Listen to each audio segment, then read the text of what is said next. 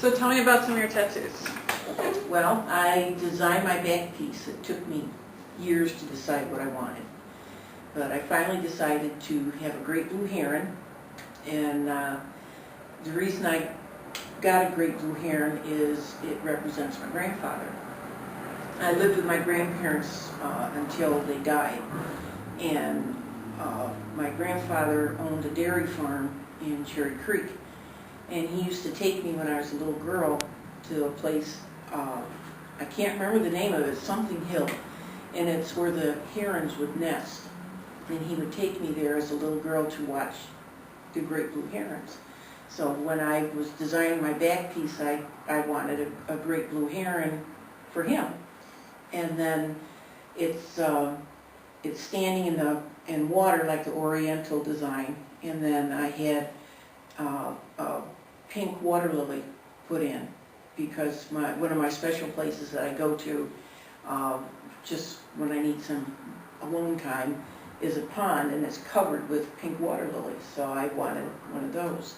And then I had them put a dragonfly on the water lily, and that represents my grandmother, because when I was still living with her, we would be sitting on the back porch shucking peas, and we would have cousins come out from Buffalo or cities and stuff. They weren't really used to being out in the country, and we'd be sitting there, and a dragonfly would come buzzing through the yard, and my grandmother would say, "Oh, cover up your ears because they'll sew your ears shut."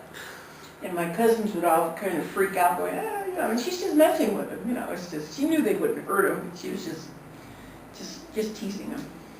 And so then I had them put the water in, and I decided I wanted some fancy goldfish in the water, so I had them put a black moor right in the middle of it on my spine, the one with the big googly eyes, and that was for the guy who was doing my tattoo.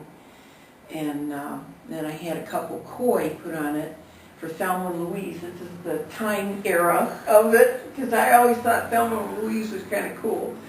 And then I just had them put the sunset with the trees and stuff so that it gave it a little depth. That's how I designed my back piece. And then How about your sleeve? my sleeve is a heron, not a heron, excuse me, a peacock. And I knew that I liked the peacock, and I knew I wanted to have the feathers that would go all around my arm and kind of in a swirl, but I other than that, I really didn't know what I wanted, so I had Kat design it, and she did it all freehand. It's not from a stencil or anything. She just took her markers out and drew stuff and sized it and got it right, and then she'd start inking, and putting in the air bands and playing with different color things with her little,